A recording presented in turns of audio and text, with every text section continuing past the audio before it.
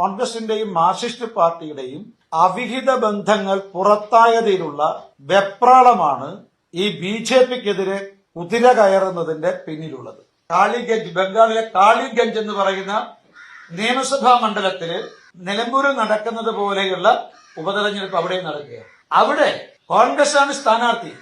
പക്ഷേ മാർക്സിസ്റ്റ് പാർട്ടിയും കോൺഗ്രസും പ്രചരണ വാഹനത്തിൽ പോലും CPMന്റെയും കോൺഗ്രസിന്റെയും കൊടികൾ ഒരുമിച്ച് കെട്ടിയിരിക്കുക. ഇതേ സമയത്താണ് അവിടെ നടക്കുന്നത്. ഇന്ത്യയുടെ ഭാഗമാണ് കാളിഗഞ്ച്.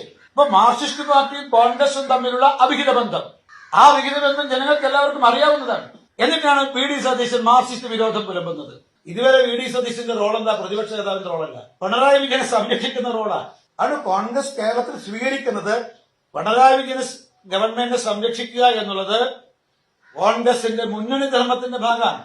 അവിടെ PD സതീശൻ പ്രതിപക്ഷ നേതാവിന്റെ ജോലിയിൽ നിന്ന് മാറിയിട്ട് ഒരു ഉപമുഖ്യമന്ത്രിയുടെ ജോലി ചെയ്യുന്നത്.